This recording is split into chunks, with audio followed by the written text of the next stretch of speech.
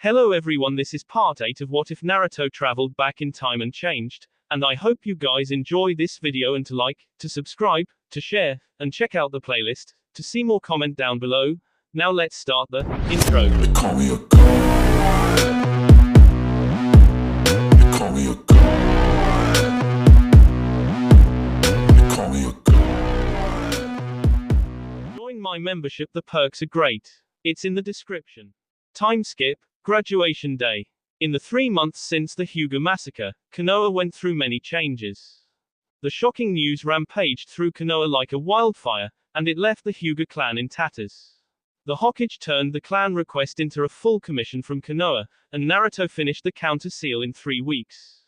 Unfortunately, Hiashi was in a coma from his injuries and Hinata was the clan representative.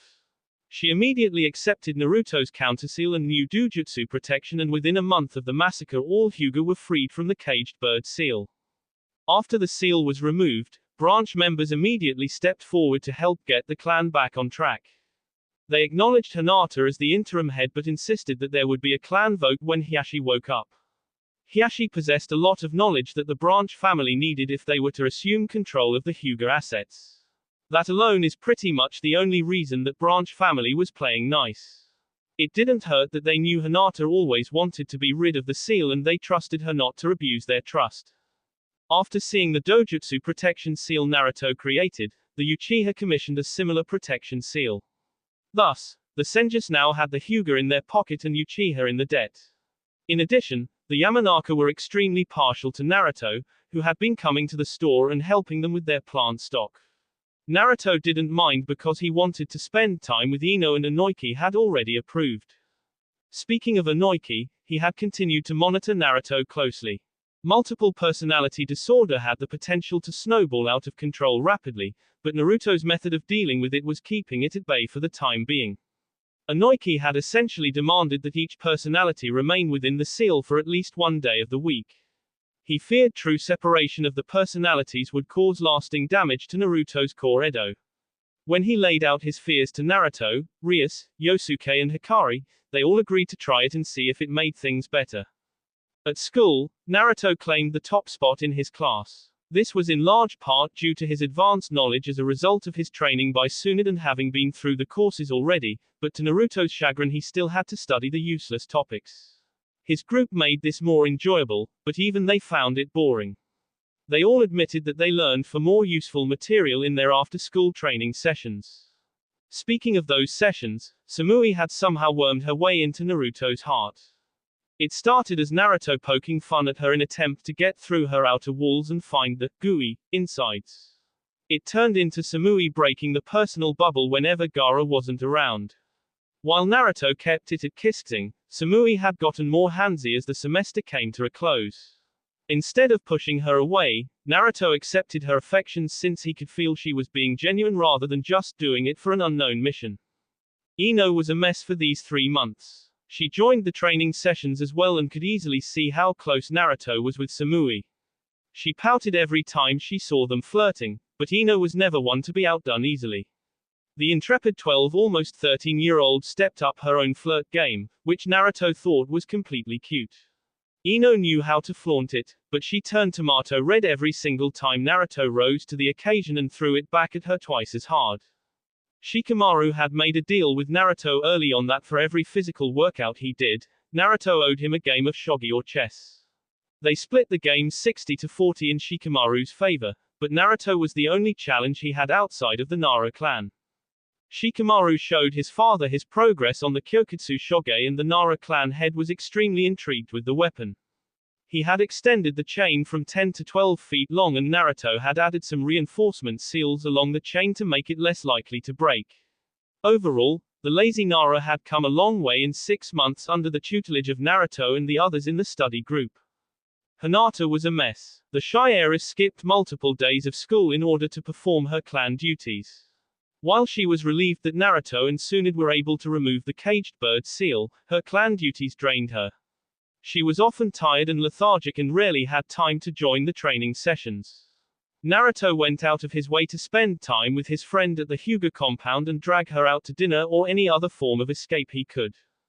Hisashi was in a coma after significant damage to his heart and liver. Hisashi had done a number on him, and soon had worked diligently to keep him alive. She thought he would be waking up soon, but at this point it was up to Hisashi. Hinata and Hanabi visited him almost every day, but he was 3 months into a coma. Hinata had approved a risky procedure by Tsunade to wake him up in a more forceful manner, and that was scheduled to happen soon. As the school year came to a close and graduation neared, Naruto kept a closer eye on Mizuki. He couldn't simply kill him without just cause, but Naruto was confident the slime ball would make his move soon. The teacher's assistant had the same chip on his shoulder toward Naruto as he did last go around, but he was better at concealing his emotions due to fear of Tsunade. Naruto had reminded Tsunade about Mizuki, and she said she trusted him to keep the snake's wannabe follower in check. Rather than rewrite the graduation test, let's leave it at Naruto aced it. The test was overly simple, and Naruto used shadow clones as a substitute for the regular clone. That was approved ahead of time by Iruka and the Hokage, especially after Naruto explained that his chakra was far too dense for a normal, E-rank jutsu. Naruto's performance during the test ignited Sasuke's inferiority complex and caused the Uchiha to scowl at Naruto for the whole day. Sasuke had attempted to force his way into Naruto's training group, but after finally allowing the Uchiha to tag along, the whole group voted not to let him come again. The sense of self-element and superiority that oozed off the Uchiha was far too troublesome, according to Shikamaru. Even Ino was fed up with the Uchiha's attitude, which actually caused a deeper rift between her and Sakura. Much to Naruto's consternation, Sakura didn't catch Naruto's warning about being a useless kunoichi if she didn't get her act together. She was as much of a useless fangirl as she was in canon. Gaara remained as stoic as ever for the whole semester. He was polite and answered people's questions, but when it came to Sasuke and Sakura, the old Gaara's bloodlust would come out. It scared the crap out of a good portion of the class, but it was only when those two got particularly annoying. As far as his studies, he enjoyed his time at the Senju compound. In addition to his magnet release, Gaara had actually learned a few earth jutsu from Naruto. Naruto also gave him the earth manipulation exercises that Hashirama Senju used, which were far more advanced and beneficial than the standard exercises. After class was dismissed and the Hishiate were issued, Naruto took his group out to eat at the Akamaki barbecue. One of his shadow clones observing Mizuki popped and relayed some interesting information to him. A couple minutes later, Kiba ran up on the group and asked if he could join the graduation celebration. Naruto extended an invite, and nobody seemed to have a problem with it, except Samui, but Naruto wrapped an arm around her shoulders, and she instantly relented. After the group got sat down at the table, and Samui was positioned far away from the leering dog boy, the group ordered their food and broke into a conversation. So, Hinata, your dad's surgery is tomorrow, right? Ino asked, concerned for her friend. Everyone looked sympathetically at the heiress, and the attention caused her to blush and nod. Yes, father will be having his surgery tomorrow. Lady Tsunade said that it is worth the risk, and she should be able to wake father up. Hinata managed 2 full sentences without stuttering, which earned her a comforting hand squeeze from Naruto. Want us to be there with you? Naruto asked, truly concerned for his friend. No thanks. Father wouldn't appreciate me sharing his personal business with non-clan members. I will let you know how it goes though, Naruto. I really appreciate all you have done to help me get through this. Through her blush, she shot a genuine smile at Naruto. The soft look in her eyes reminded him of the times they would cuddle in bed and lose themselves in each other's arms. Hinata, it may not be my place to say, but we will be praying for your father as well. It was truly tragic what happened to him. If you ever need anything from us, you only need but ask. Samui said. She tried to force down her jealousy at Naruto grabbing Hinata's hand, but it was proving difficult for her. I appreciate that, Samui. You and Omoi have been very kind throughout your stay.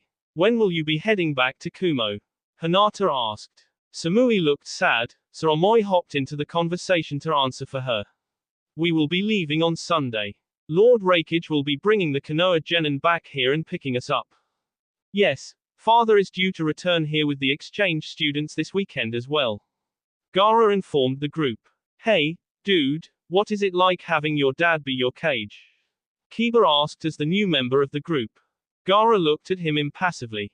It is what you would expect. There is a lot of pressure from my village to meet their expectations. My father's duties make it hard for him to spend time with us, but he has been doing an adequate job so far. Damn, so not all it's hyped up to be, huh? Oh well, Samui, would you like to go on a date tomorrow, since you are leaving on Sunday? I could show you parts of Konoha you've never seen before. The way Kiba switched was extremely greasy and drew odd looks from the girls in the group and made Samui cuddle into Naruto. Down boy, she ate too much for you to handle. Naruto shot Kiba down before he could take it too far, which earned him a scowl from Kiba and a laugh from the group. The food came and Shikamaru sighed wearily. After prompting from the group, he opened up.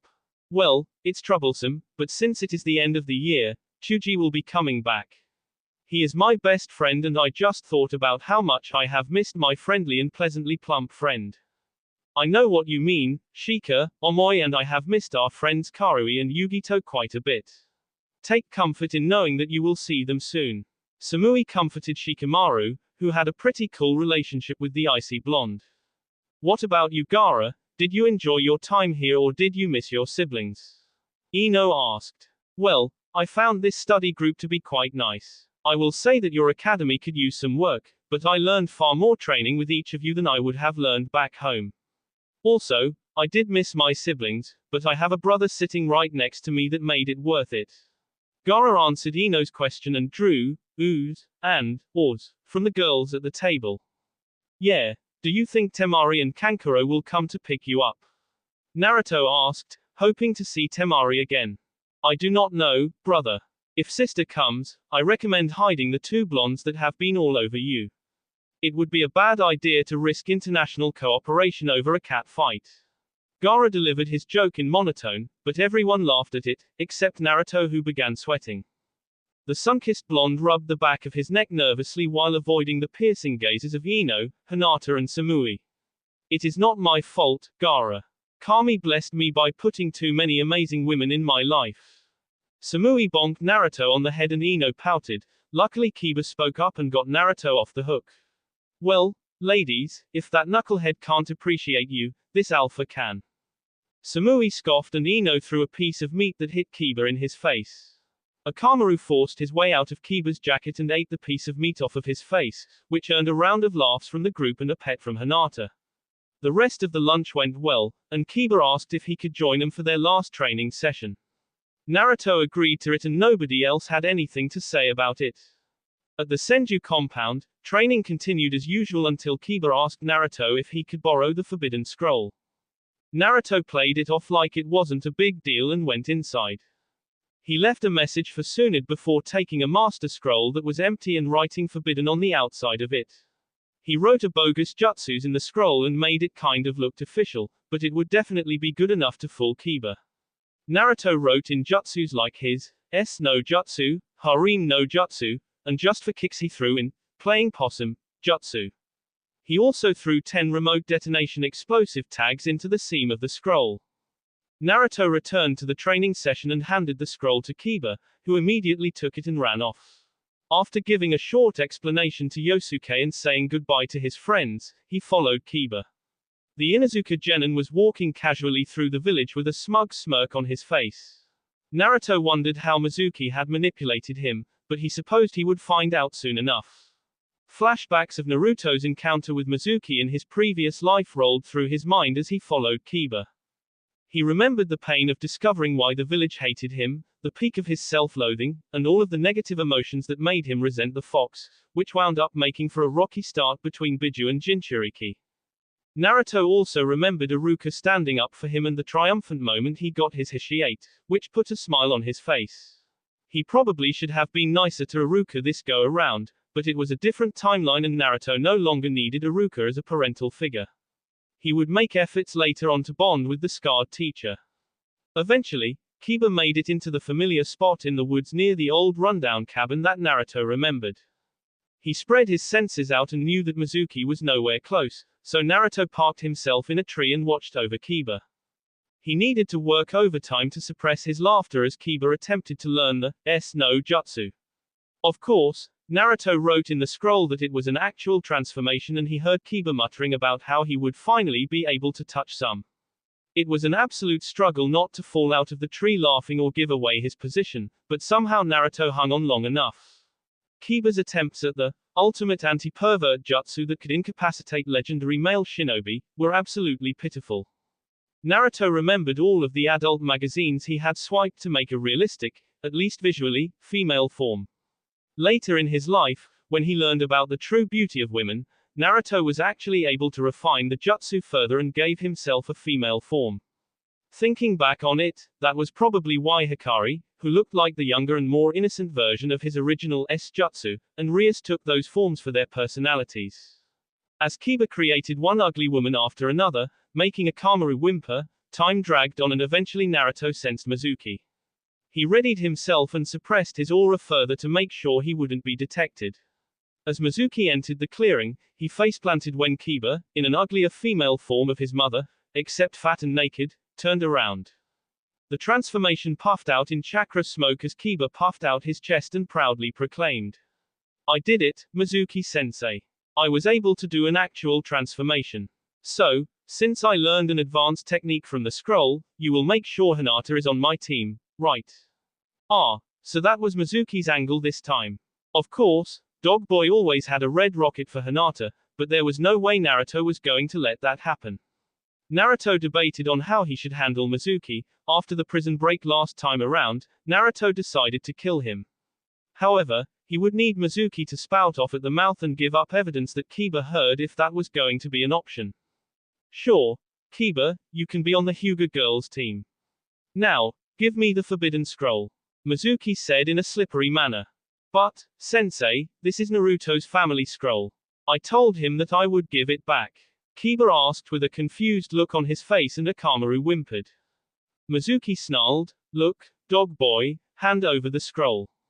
I am in a bit of a rush." Kiba was an idiot, but he had sharp instincts and he knew something wasn't right now. He positioned the scroll protectively on his back. "Look, sensei, if you want the scroll, you can ask the Senjus. I gave Naruto my word that I would bring the scroll back tonight after I completed this exercise."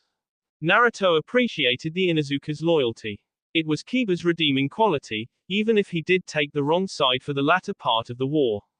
He saw Mizuki unbuckling one of his Fuma shuriken and braced himself to intervene. "No, Mutt, you will die here, and I will take the scroll." Mizuki snarled as he had his Fuma shuriken in hand. That was Naruto's cue to intervene. He didn't want Kiba getting hurt over his plans. Naruto appeared in a water shunshin in front of Kiba, arms crossed in front of his chest and a glare fixed on Mizuki.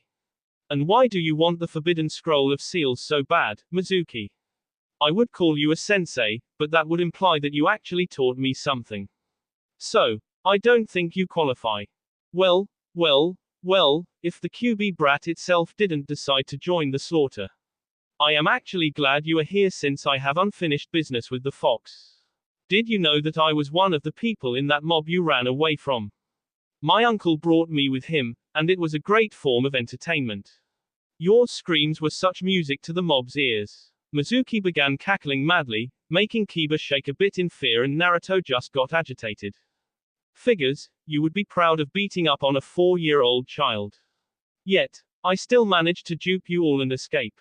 Sucks to be you, you are a sad, lonely, pathetic piece of shit. So, why do you want my family's scroll so bad?" Naruto forced his tone to remain upbeat in an effort to taunt Mizuki. Mizuki cackled again. "Dead kids don't need to concern themselves with adult stuff. I will take your scroll and go somewhere that I can be truly powerful. After I kill you too, of course." Naruto smirked. Would this place happen to have a lot of snakes and encourage pedophilia? Mizuki's cackle halted and his face contorted in rage. "Don't you dare speak of Lord Orochimaru in such a way. I will kill you for you slight against my master." Naruto created a shadow clone that took Kiba and ran off into the forest. Mizuki threw his first Fuma shuriken at the duo, but Naruto intercepted it with an earth wall jutsu that he spat out of his mouth. Mizuki looked at the shuriken stuck in the wall of mud and turned his attention back on Naruto. "Fine, I guess I will take my time killing the demon first. Then I will hunt down the mutt and get my scroll." Mizuki snarled before he lunged at Naruto with a kunai. Naruto unsealed his wakizashi from his left wrist and counted the blow before he shot a leg out at Mizuki. The leg connected with Mizuki's chest and sent him rolling backwards, ending with Mizuki standing to his feet and coughing a bit. Mizuki eyed the new weapon and decided to take a more cautious approach.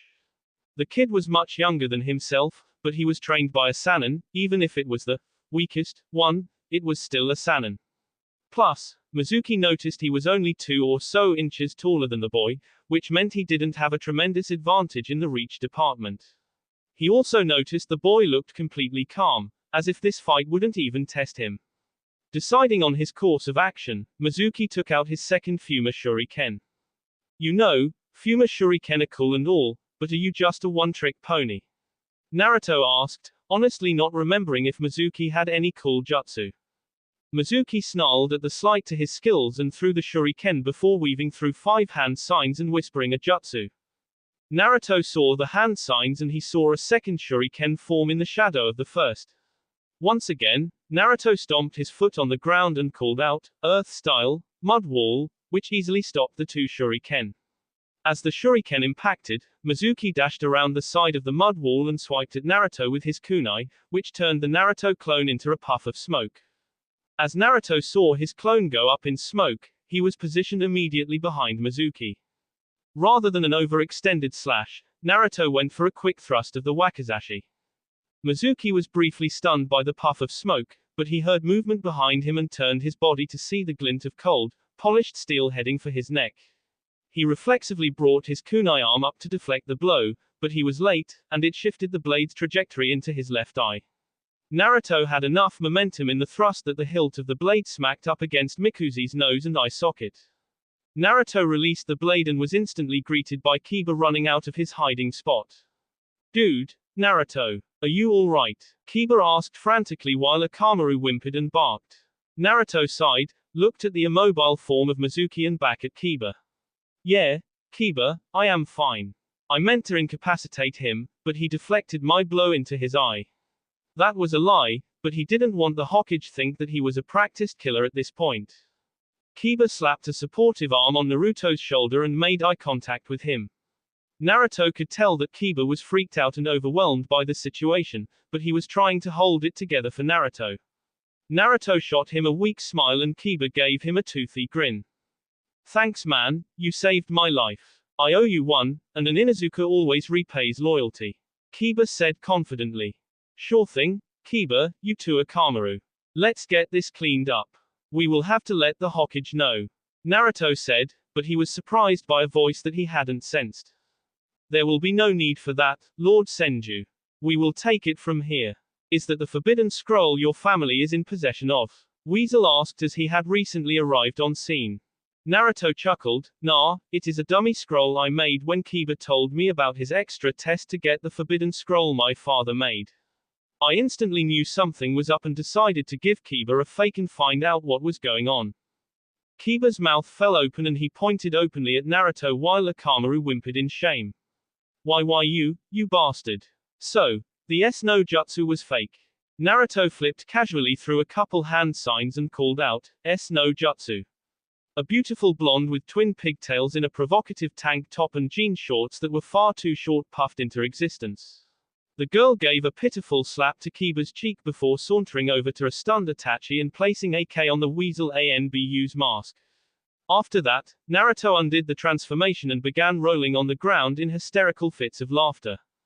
Oh Kami, ha ha ha, Kiba, ha ha, the transformation is a real thing, ha ha ha, as you could see and feel. The jutsu is incredibly useful, but your transformations were so fugly, ha ha ha ha. Once Weasel broke himself out of his stupor and processed the information that was just shared and immediately began forming a number of ways that this could be used in missions. Actual transformation was above a standard Jonin level, and it seemed like Naruto could do it with ease. Yes, Itachi really wanted the blonde knucklehead on his team. Weasel watched the blonde stand up and wipe himself off before casually going over to the dead form of Mizuki and pulling his blade out. Itachi instantly noticed that the blonde boy must have killed before because he clearly wasn't bothered with the dead body. Another note to add to Naruto's rapidly growing file. After Naruto sealed Mizuki's dead body into a scroll, The trio, or quartet if you include Akamaru, bark, bark, yeah okay boy, so the quartet made their way to the Hokage's office to report in on the situation. Hiruzen heard the story from their three perspectives and that led to the following conversation. So, Naruto, you were telling me that you knew something was wrong, but you gave him a fake scroll and followed him without alerting the proper authorities. Hiruzen asked in a chastising tone. Look, old man, I thought something was wrong, but I didn't know for sure. I left a note for Tsunade, and I told Yosuke, who would have informed her in person. I didn't think our supposed sensei would try to trick Kiba, get the scroll and flee the village to go to Orochimaru. Naruto countered the chastising tone with gusto. Weasel decided to step in. Lord Hokage, Naruto seemed to have the situation well in hand. Even if Kiba handed over the scroll, there were remote detonation explosive tags. In terms of fighting capability, Naruto was far stronger than Mizuki, who was a low-level chunin at best. Damn straight, thank you, Mr. Weasel. Mizuki was a chump with a couple of big shuriken. I used one jutsu to counter him twice and then a shadow clone to create an opening. I was honestly hoping for a better fight. Naruto added while nodding confidently. If it was so easy, then why did you kill him rather than incapacitate him? The Hokage asked in a challenging tone. Before Naruto could answer the question, the double doors to the Hokage's office were kicked open and a worried Tsunade and Shizune ran into the room followed by Yosuke. After the two ladies fussed over Naruto and made sure everything was okay, the Hokage brought him up to speed. Naruto got a slight bonk on the head from Tsunade and a tongue lashing from Shizune, but they were both still smiling at him. Naruto was rubbing his head as he answered the Hokage's earlier question. Look, I didn't mean to kill the traitor, a blatant lie, but might as well play up the kid form, turn on the water works. I was going for his shoulder and the traitor deflected my blow up. Before I could stop my momentum, my sword went through his skull. I won't apologize for it, but it wasn't my intention to kill him. Naruto kept the watery eyes going to sell his story, which made his azure blues completely irresistible to the two women in the office. He was wrapped in hugs filled with heavenly mounds as Hiruzen responded. Sigh. Fine, Naruto, I understand. I believe this incident highlights a reason to store the scrolls here in the Hokage vault. He might as well try to get the scrolls back under village protection. Bullshit, sensei. My son sniffed this out and our study and vault are just as, if not more, secure than this office. Lady Mito's protective seals have kept the Senju family heirlooms safe for decades and Naruto has improved upon them. Tsunade retorted forcefully. Yeah, old man, the scroll never even left the vault. No need for us to trust the village with it. Naruto added, perhaps choosing his wording poorly. Hiruzen's eyes sharpened as he glared at the two. So, you admit that you don't trust the village. Naruto recoiled a bit before firming his resolve and leaning forward to meet the Hokage's intimidating gaze. Trust is earned, old man, it isn't given freely. That is doubly so when the trust was already broken. Tsunade put a comforting hand on Naruto's shoulder and shot a proud smirk at Sarutobi, basically saying, what he said. Hiruzen sighed wearily and rubbed his eyes. Kami, you Senju are troublesome. Careful, old man, I will let the Naras know you are stealing their line and they might hit you with a copyright infringement.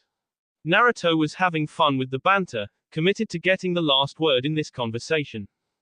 Hiruzen sighed again and waved them out of his office. I will write up a B rank mission for Naruto and Kiba.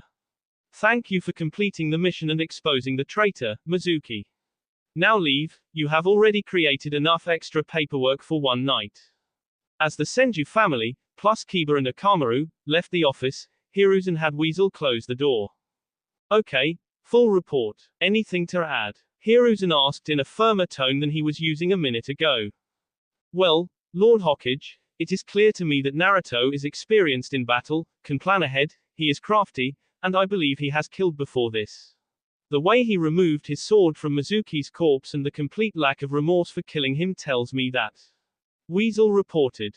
Do you think he is a threat to the village? Absolutely not, and your repeated insistence that him acting independently in the village's favor is somehow a demonstration of his lack of loyalty will drive him away. Lord Hokage, that boy didn't have to return to the village, he chose to. Since he has returned, he gained us the exchange program, saved the branch family Hyuga, started a study group that enhanced the level of the genin far above standard, and now he sniffed out a traitor. Just let the boy be and he will be a great blessing for the village. Weasel offered his mostly unsolicited opinion, but hey, he was supposed to be the next Hokage, so he should be able to speak freely. That is how it seems to you, Itachi. He doesn't trust me though, so forgive me for not trusting that he has my best interest at heart. Hiruzen groused. Itachi shook his head and frowned behind his mask. Either get over it or let me handle him. If you continue on this path, it will not lead to anything good, Lord Hokage. The next day, Naruto was waiting outside of the Hyuga compound for Hinata with a bouquet of moonflowers and a get well card. He knew from Tsunade that Hiyashi's procedure was this morning and he wanted to be there to support his friend. Sure enough, around 9 a.m., Hinata, Hanabi and 2 guards walked out the gate.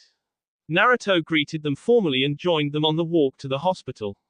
It was important to Naruto that Hinata knew she was not in this alone. So, how are my Moon Princess and little Firecracker doing this morning? Naruto said cheerily as he rubbed Hanabi on the top of her tiny head. Hinata blushed cherry red and Hanabi blushed in an embarrassed anger. Lord Senju, please refrain from messing up my hair. The little girl shouted. None of the formal stuff, please, little Firecracker. Just call me Naruto or Ruto. Fine, but please refrain from messing up my hair. I hate when you do that. Hanabi pouted and Hinata giggled, which earned a genuine smile from Naruto. How are you girls holding up? Is there anything I can do to help? Naruto asked again. Hinata bowed her head to him. No thank you, Naruto. You have done more than enough to help our clan during my father's absence. It is most appreciated. Hanabi looked up to see the scarlet blush on her sister's cheeks and didn't understand it. Alright, I just wanna help. How is Neji doing? Naruto asked cautiously, but the mood instantly chilled and the 2 guards fidgeted. Big brother Neji is being a meanie. He trains all day and doesn't talk to anybody. Hanabi whispered. Brother Neji is taking his father's betrayal and absence hard. The Branch family is grateful to be free of the seal, but there was a lot of damage done to the Hyuga's honor and prestige due to the massacre. We are all struggling to get back on our feet. Hinata added. Yeah, well, I am sorry about that. It was a crazy situation, but I know your father would be proud of how you have risen to the occasion, Hinata. It just goes to show you would make a great clan head, especially once you are a little older. Naruto hit the girls with a gigawatt smile and made them both blush at his overwhelmingly warm presence. TT thank you, NN, Ruto. Hinata stuttered out and ended in a fierce blush. Hey, you hear that Hanabi? That was the first time your big sister called me Ruto. Alas, I can finally die a happy man. Naruto shouted in false bravado, which earned a fit of giggles from Hanabi and a near-nuclear blush from Hinata. You are funny, big brother Naruto. I like how my sister is when she is around you. Hanabi added innocently. Naruto caught Hinata as she fainted and shot a cheeky grin at Hanabi. You knew that would push her over the edge, didn't you, little firecracker? Hanabi put on her best innocent face. Whatever do you mean, big brother? I just think you earned a spot in our family. Naruto laughed as he shucked Hinata onto his back to the protests of the 2 guards. Hinata regained consciousness as they were approaching the front doors of the hospital. Naruto set the red-faced Hyuga down and waved at them as he said goodbye. He would check on them later, but today was the last full day he had with his friends from Kumo and Suna, and he wanted to make the most of it. Naruto went to the hotel that the Kumo kids were staying at and found that they had already left their room. Rather than continue his struggle and search blindly all over the village, Naruto jumped up to the top of the hotel and fell into a lotus position. He danced tentatively with the nature energy that gathered around him in increasing quantities and focused on allowing trickles of the potent energy into his chakra system. As the natural energy's influence increased on his system, Naruto spread his senses around the village in search of the now familiar chakra signatures. Naruto opened his eyes and smacked himself on his forehead. Of course, they would be at the Senju compound already. Naruto hopped to his feet and disappeared in a shunshin that took him to the training grounds. Naruto reoriented himself quickly and opened his eyes to see Samui and Omoi were already in Kenjutsu spars against his shadow clones. Hey guys, sorry I am late, I was just dropping Hinata and Hanabi at the hospital. Naruto offered a casual wave as the 2 halted their spars. Samui beamed a warm smile at Naruto. That was very cool of you, Ruto. When will their father's operation be done? Naruto shrugged. Mama said it would be a couple hours, and even if he wakes up, he would be in the hospital for a while. Omoi began one of his whatif rants and Samui bonked him on the head. It was her duty in Karu's absence. As he rubbed his head, he asked a question. So, what do you guys want to do with one of our last days in Konoha? Yes, that is a good question. What are we going to do for our last day, brother? Gaara's monotone carried across the medium-sized training field. Naruto rubbed his chin in thought. I need to leave a couple clones to finish your going away presents. Other than that, Ichirakis or Akamaiki barbecue followed by a picnic and swim at the lake. Akamaiki barbecue sounds cool to me, and swimming sounds fun. Samui responded first. I think it is Shukaku's influence, but I would prefer Ichirakis. Must be a Biju thing. Gaara pondered. But the lake sounds good. Are you going to invite the others? Oh, will you please invite the panda girl? She is good with a sword and really pretty. But, if we fall in love then I would have to leave Kumo. If I leave Kumo then Samui and Karui would be defenseless. If they are defenseless then some bandit, ouch. Omoi ended in a stunned scream as both hands began soothing the emerging lump on his head. Ha, gotta love that about you, Omoi. So, buddy, you are the tiebreaker. Barbecue or ramen? Naruto asked. I guess I vote barbecue then. Omoi offered his vote. Well, I vote ramen. Rias added, making her presence known to the group. And I think I will invite Anko. Rias shot a wink at Naruto, who struggled to suppress the shiver that shot down his spine. If I am invited, I will vote for barbecue. A warrior needs his meat for proper sustenance. Yosuke added. But ramen is so tasty. Hikari chirped. Naruto face-palmed himself and then offered a solution. Okay, change of plans, give me your orders and I will have some clones pick up the food. We will eat it at the lake and hang out before we go for a swim. Sound good. An hour later, the group was at the lake happily eating fresh meat and ramen out of the scrolls Naruto had sealed the meals into. They claimed 2 tables by the lakeside and smushed them together. Anko, Kurenai, Hana Inuzuka, Ino, Sakura, Kiba, Shikamaru and Mayuri joined the group for their lakeside retreat. After the eating was finished, the girls shed their clothes and displayed an array of swimsuits that caused Kiba and Omoi to fall over with nosebleeds. As they played in the lake, Rias, Anko, Kurenai and Hana were watching the antics of the group. You know, your brother is in quite the pickle. From what I can see, 2 young ladies are one wrong look away from a full-blown cat fight. Anko laughed and teased Rias while devouring another stick of dango. Rias sighed exasperatedly. You don't have to tell me. If the Kazekage's daughter saw this, then the 4th Great Shinobi War would start because of my brother. Hana spit out her sip of sake and Kurenai shot a dirty look at Naruto. So, he is just a player like the rest of the filthy men in this village. And to think, Hinata likes him as well. Kurenai's tone was full of venom and disdain for the male species. Easy, Kurenai. From what I can see, he is keeping it PG. Can't blame the pup for being popular. Hana eased her friend out of another man-hating rant. Rias shot a stern look at Kurenai. If only they would be so lucky. My brother is a great man, and he will grow up to be even greater. It is hard to explain, but he can't make up his mind. The result is that he treats them all like princesses and they all love him for it.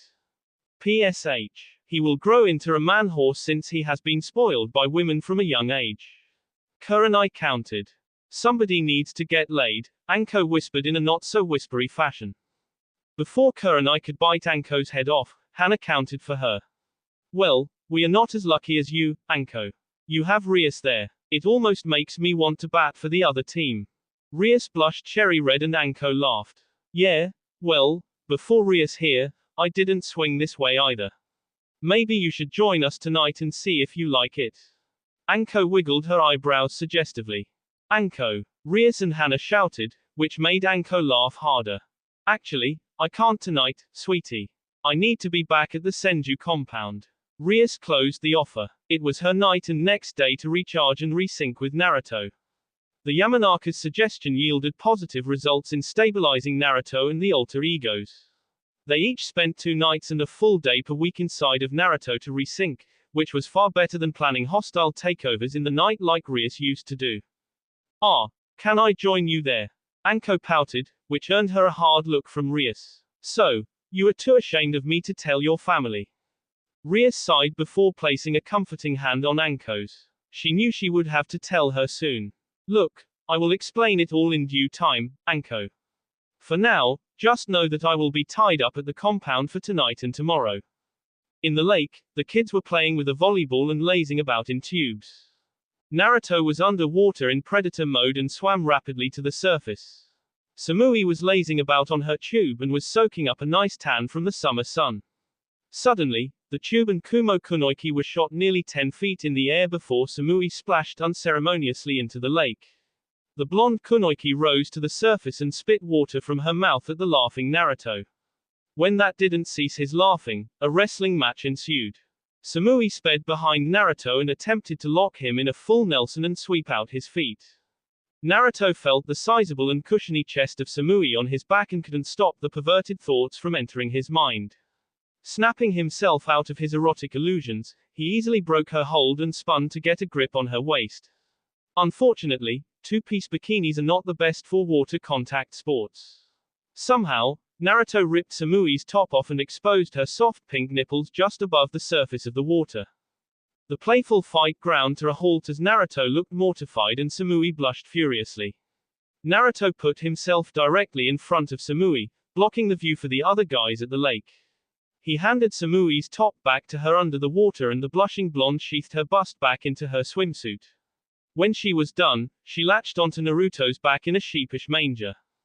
Did you see? She whispered to him. He nodded. Samui blushed. Barker. Samui bonked him on the head, but still latched onto his back.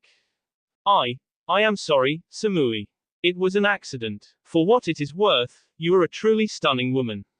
Naruto whispered back over his shoulder. Samui slid off Naruto's back and buried her blushing face underneath the water's surface.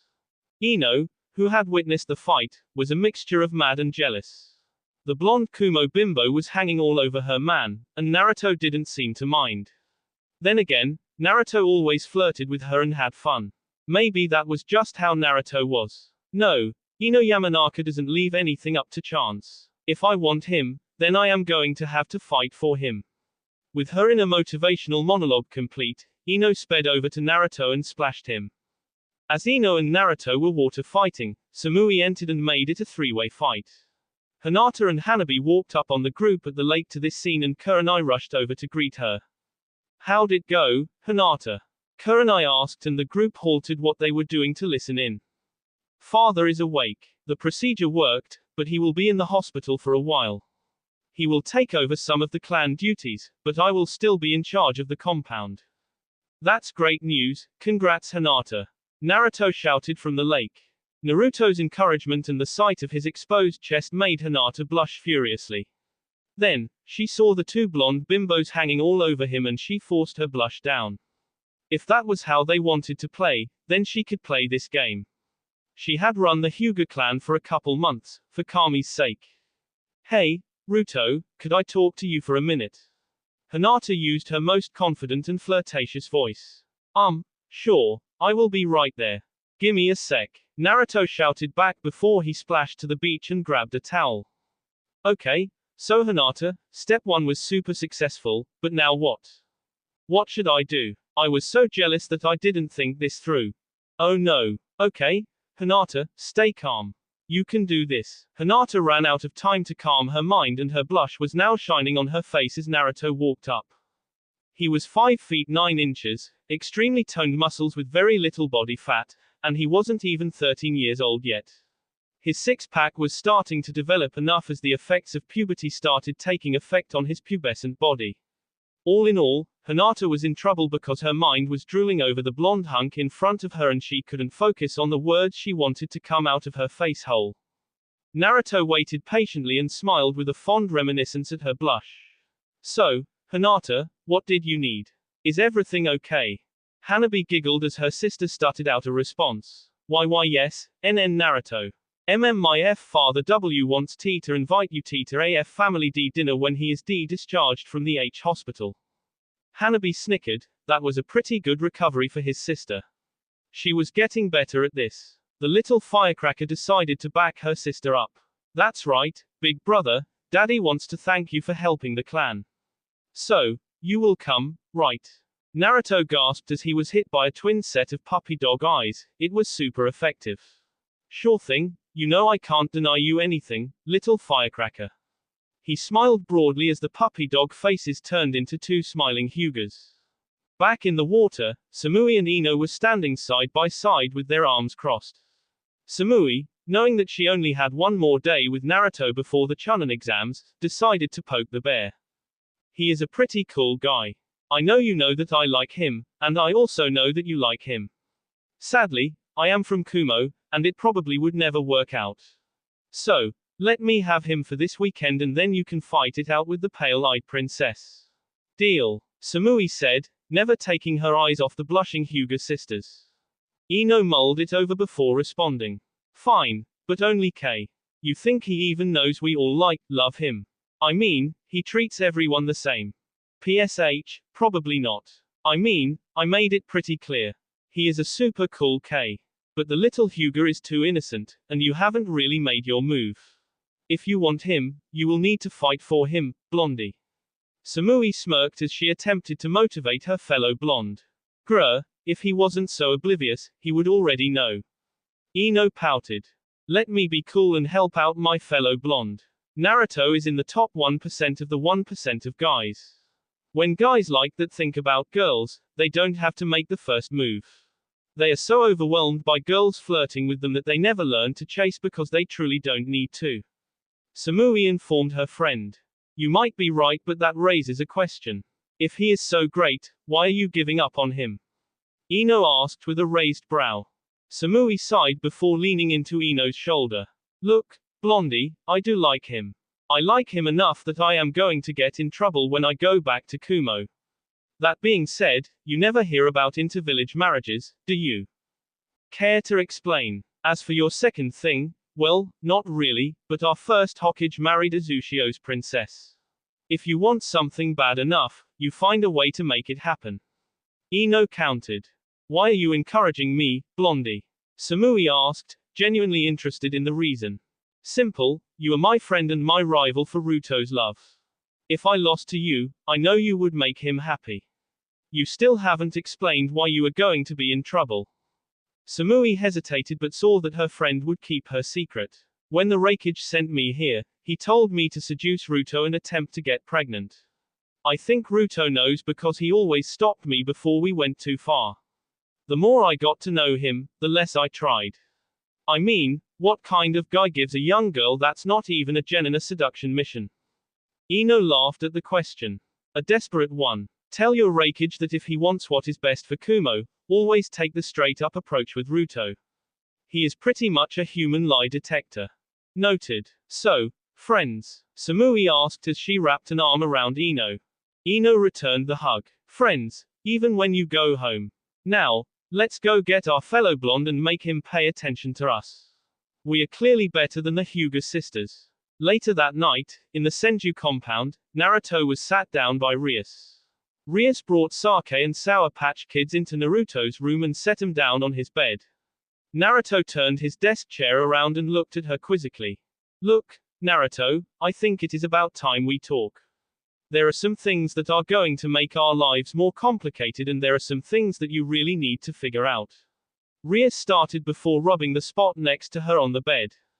Naruto stood up from his chair on the desk, stretched out and then cuddled into Rias before pouring each of them a drink of sake and putting a Sour Patch Kid in each saucer. The two leaned the saucers back and downed the contents. Naruto leaned back into Rias, feeling like it was the completely natural thing to do. All right, I am listening, he said as he prepared another drink. First, you know that I am kind of dating Anko. She doesn't know the truth yet, but I need to tell her. Rias started awkwardly. Yeah, getting random memories in my dreams makes it really hard to look her in the eyes. She is beautiful, Riri. You really like her, don't you? Naruto asked. I sure do, she is a free spirit like me, and she is incredibly loyal and Rias broke out into a perverted giggle. Yeah, if my dreams are to be believed, you two have done a lot more than I ever knew was possible. Honestly, when I was dating during the war, it was always tainted by the stress and darkness of the war. I just bumbled around and hoped I made him feel good. Naruto sported an embarrassed blush. Rias ruffled Naruto's hair. I know, Ruto. You sometimes forget that I was able to review your memories for like the first 10 years of your life. If you want, maybe Anko and I could teach you a thing or two. Wouldn't that be weird?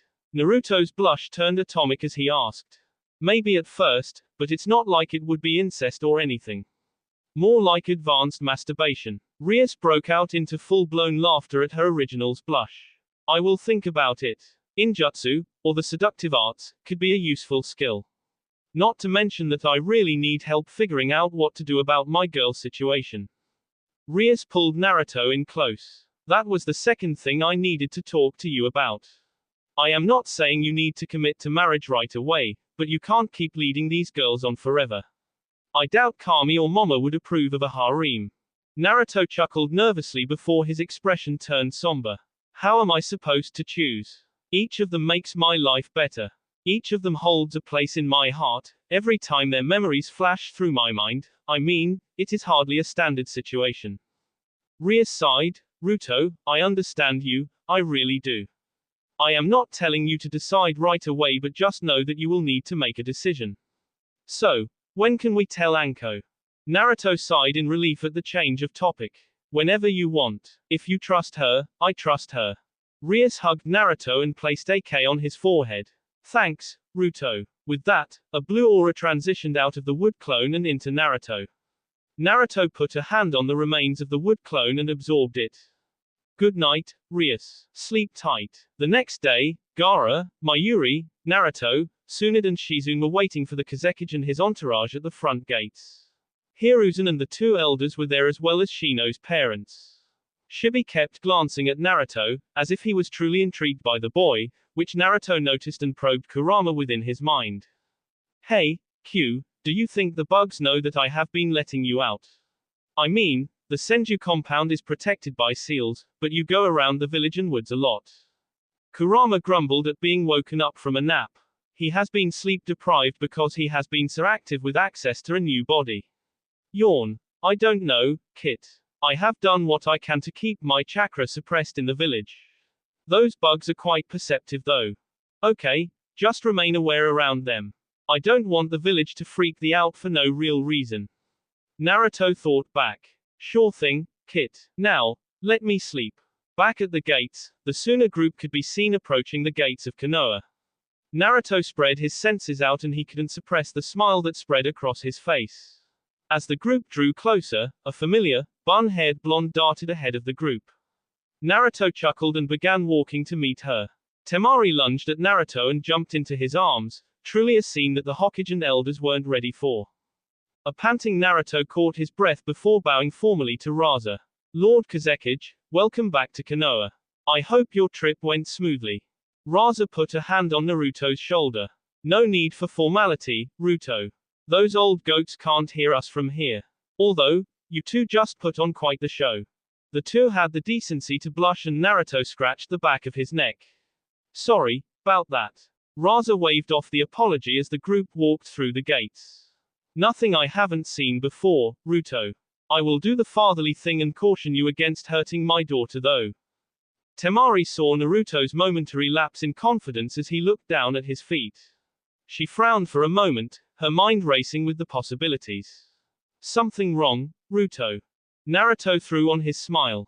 Nah, nothing we haven't talked about before. So, should I expect a cuddle buddy tonight? What's this? You haven't reserved my spot already. Temari shot back in a flirty tone. It's a standing reservation for my desert lily.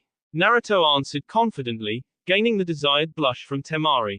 Kankuro scoffed, why would you want to cuddle with this tomboy? I have heard stories about the many beautiful chicks in Konoha. While Temari was beating the stuffing out of Kankuro with her unsealed battle fan, Naruto couldn't stop himself from asking. Lord Kazekage, did he really just call girls chicks? At Raza's sigh, Naruto laughed and continued. You know, Pops, you should really send him to seduction training. Maybe then he wouldn't be completely hopeless.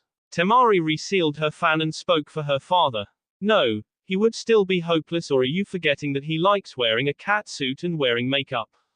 Rasa chuckled, Naruto laughed, and Kankuro protested. The group walked through the gates, and everyone snapped into formal mode. Tsunade smiled seeing Naruto with Temari. The girl had truly grown on her during their time in Suna. Tsunade let the cages handle the formalities and immediately went to give Temari and Kankuro hugs, followed shortly thereafter by Shizune. The groups went to the cage tower and got everything handled. That night, the Hokage hosted a banquet at the community center for the Kumo and Suna contingents. All exchange students, protective details, clan heads and other important people were there. It was a fancy occasion and a couple things happened that were worth covering. First, Naruto gave his gifts to his friends. Second, the Raikage pulled Naruto aside. After dinner, when everyone was mingling and enjoying their final night in Konoha, Naruto approached the Kumo group. He let Samui and Omoi introduce him to Yugito and Karui, which would be their team. Naruto knew Yugito was the Jinchuriki of the Nibi no Nekomata, and he thought that he would use this occasion to give her an early warning. After introductions were complete, he held out his fist to her. Yugito gasped as she was forced to enter a joint mindscape after tapping Naruto's fist. She was facing Matatabi, the two-tailed cat, but she spun around when she heard Naruto speak. Okay, Yugito, don't freak out. I pulled you in here so that I could give you a warning. Naruto said, holding his hands up in a disarming fashion. Yugito eyed her fellow blonde skeptically, but Kurama spoke. Matatabi, it has been too long. How are you, sister? The cat eyed her head and looked inquisitively at Kurama. You have mellowed out, brother. I never thought you would peacefully interact with humans. Long story short, the kid here has earned it. Now, please listen to him, as what he has to say is important. Kurama said in a serious tone, which made the two females look at Naruto with analytical eyes. Okay, long story short. Jiraiya is my grandfather, and he specializes at collecting information. There is a group called Akatsuki that is composed of many ranked rogue shinobi. The goal is to capture the Biju and resurrect the Juubi. The best guess at their timeline is in the next 3 years. I wanted to warn you so you could prepare. They specialize at neutralizing the natural advantages our Biju give us, so train your ninja skills as much as your Biju mode.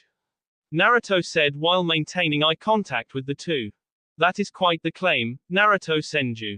Do you have any proof or know any of their members? Yugito asked. As of now, Hidden the Jashinist, Kakazu the Immortal, Deidara the Mad Bomber, and the Masked Man that set the Kyuubi loose on Konoha. He is an Uchiha, but his Idini is unknown. He claims to be Madara Uchiha, but I highly doubt that. Their abilities are in the bingo book except for the Madara wannabe. When they make their move, they will travel in two-man teams. Naruto answered. Yugito whistled, that's quite the list. I will let the Raikage know. He wishes to advance our alliance, so this will be more motivation for him to do so. Listen, Matatabi, if you cannot avoid capture, you will need to break the seal. The extraction process will kill her anyway. Naruto has already agreed to these terms in the event of his capture, Kurama stated in a cold tone. Matatabi hissed, Kurama, this kitten here is the first one to earn my respect. I will not be the one to kill her.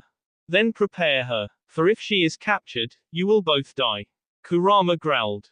Alright, that's enough of the doom and gloom. Look, if you need to contact me, talk to Samui.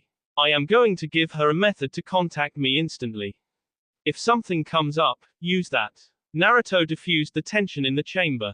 Fine, Naruto. I will trust you. So, what do you think of my little sister? Yugito asked, clearly teasing him. She is a beautiful kunoichi and a good friend. Tell your Raikage that seduction missions won't work on me. That being said, I really like her, and if things were different maybe it could have worked out. Naruto answered honestly, despite his blush. Yugito wore an amused and slightly sad look on her face as she responded, she told me you were a good kid and now I believe her. Well, we should get back to the party. Back at the gathering, Naruto presented Gaara, Temari and Samui with his newly developed communication scrolls. They allowed for long-range instant communication and each scroll was linked in pairs. Temari's jealousy spiked when she saw Samui hug and K Naruto on the cheek, but she forced it down. Her blonde idiot was going to attract a number of bimbos, she would just have to trust that he will choose her at the end of the day. And at the end of this particular day, he would be all hers. Later that night, Temari was cuddling into Naruto's chest in his bed. She loved his warmth and the overwhelmingly peaceful feeling on his chakra. It was almost enough for her to avoid the conversation, but she positioned herself on top of Naruto and looked right into his eyes. So, Samui, eh? She challenged. Naruto leaned up and k'd her. Reikage sent her here on a seduction mission. We grew close over the 6 months, but we are just friends. Temari returned the K and pecked him on the lips again before asking her next question. A friend that K you in public. Naruto placed a playful K on Temari's nose. Pretty much. We have both accepted that it won't go anywhere. Plus, I told her that you would start the 4th Great Shinobi War if we took it any further than friendship. Temari appreciated the answer and placed a tender K on his lips. Good boy. What about the girls in your village? Naruto shrugged. Look, Mari, I have a lot of great female friends. If I am honest, I have not closed off my heart. You are my number one, but until our villages approve, you know that I will not take this any further. Temari sighed at this. Damn it, Ruto, you know daddy has proposed a political marriage like a million times. And you know that isn't my decision. Tell him to make it official with the old monkey and I will commit. I have no problem saying that I love you, Mari. That is Kami's honest truth. Temari blushed furiously at his response before mustering up her courage. Then make love to me. Naruto smiled at her before responding. Temari, I may be developed for my age, but I am still only 12. I thought we agreed to wait until marriage or until I turned 14. This was Naruto's last line of defense. Temari being a couple years older makes it hard, but it is an effective deterrent. Damn it, Ruto. Temari grabbed his rod through his boxes. This doesn't belong on a 12-year-old and you certainly don't act like one either. Naruto smiled at this and moaned as Temari's hand began stroking. Are you strong enough to stop us from going all the way if we take this next step? Because I honestly don't know if I am. In response, Temari kissed Naruto passionately while maintaining a constant grip on his package. Naruto returned the kicks and let himself enjoy the experience, trying to remind himself not to let this go too far. It only took a matter of minutes before Naruto lost himself to the lust in the arms of this beautiful woman. Retrospectively, Naruto would rationalize that the connection he had built with Temari over the last 6 years was stronger, purer and free of the taint of war, and that is why he gave in. Temari wanted this, she had wanted this for years. While the Kazekage's daughter would never be assigned seduction missions, Temari still paid attention during the lessons. Her age, training and instincts were guiding her hands down and her heart was crying out in joy. Her right hand continued its clumsy and inexperienced work down low, and her left hand wrapped around Naruto's neck and kept him engaged in the kicks. Her tongue flitted in a delicate and sensual dance with his own. As the dance continued, the only thought on Temari's content mind was that she wanted more. I love you, Ruto. Thank you for tonight. Temari whispered through half-lidded eyes as sleep claimed her. Naruto placed a tender kiss on her forehead and whispered back, I love you too, Mari. In the heavenly plane, Kami pumped a fist in the air over Kushina and Minato's heads. Yes, I win. Pay up suckers. Kami cheered as the two blushing parents each took a gold coin out of their pockets and handed it to the deity. Damn, well I thought he would end up with Hinata. She had a tough go this time around. Kushina pouted. Minato laughed awkwardly as he scratched the back of his neck. Yeah, well I thought that his Mokuton would make him bond with Ino first. Of course, that likely would have been the case if he remained in the village. Kushina glared at Minato. If he remained in the village, he would have been tortured and hated. Plus, Kami, the game isn't over yet. That was just the first round and my Sochi didn't even take it all the way.